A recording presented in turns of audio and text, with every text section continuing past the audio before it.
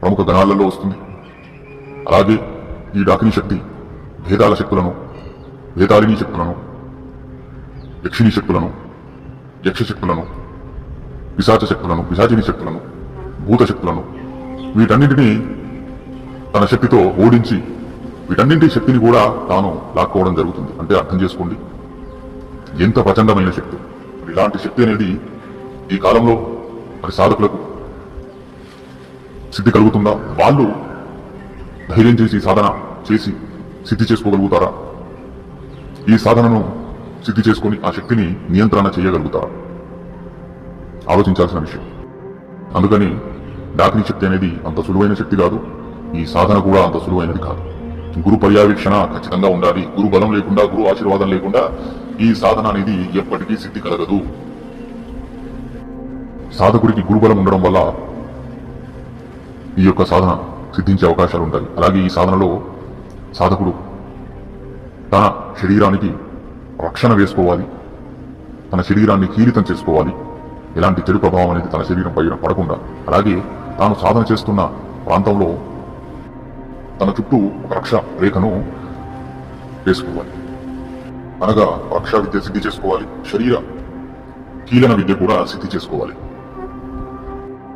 రక్షా చక్రం అనేది వేసే సందర్భంలో నువ్వుల నూనె, అందులో కుంకుమ అనేది కలిపి రక్షా చక్ర మంత్రాన్ని జపిస్తూ చుట్టూరు విశాలంగా ఒక చక్రాన్ని గీసుకుని ఆ రక్షా చక్రంలో సాధకుడు కూర్చోవాలి. ఇందులో వినియోగించే ఆసనము, ఇందులో వినియోగించే దీపంలో వినియోగించే నూనె, కొన్ని సామగ్రులు గుప్తంగా పెట్టడం జరుగుతుంది.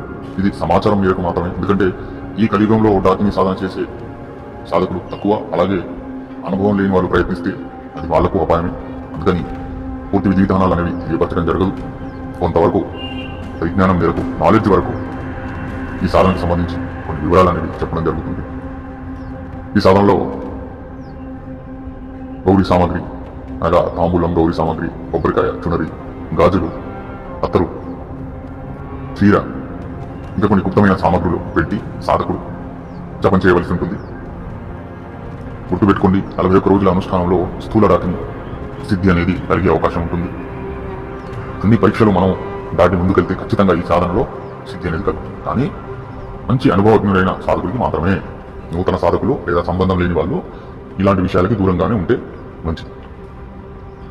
ఈ యొక్క సాధన అనేది మంచి అనుభవజ్ఞులైన సాధకుడు గ్రహణ సమయంలో, దీపావళి, హోలీ లాంటి పండగల సమయంలో రాత్రిపూట ఈ యొక్క సాధనను ఒకే రోజు సిద్ధి చేసుకోగలుగుతాడు. కానీ బయట, ఇంట్లో కాకుండా బయట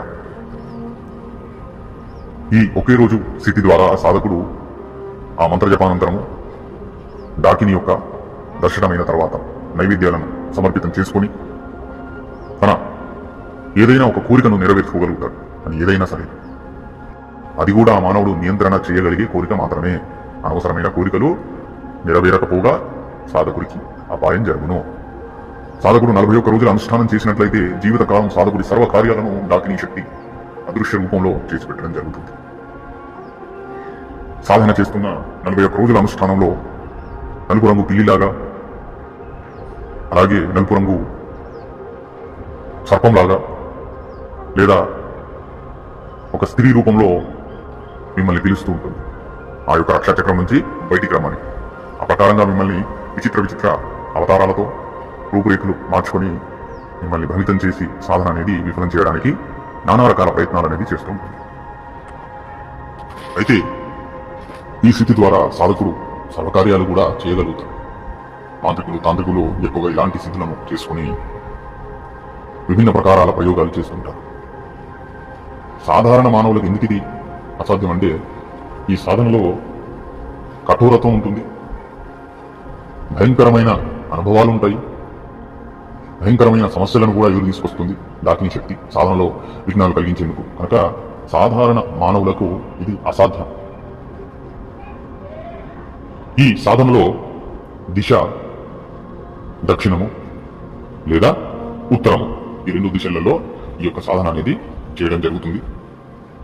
సాధన చేస్తున్నప్పుడు మిమ్మల్ని ఎవరో పిలుస్తున్నట్టు విచిత్ర విచిత్ర శబ్దాలు చేస్తున్నట్టు అనుభవాలు జరుగుతాయి. ఏకాంత ప్రాంతంలో చేసే సాధన ఇది. అందుకనే సాధకుడి ధైర్య సాహసం అనేది ఖచ్చితంగా ఉండాలి. అలాగే ఈ సాధనలో సాధకుడు బ్రహ్మచర్య పాలన అనేది చేయాలి.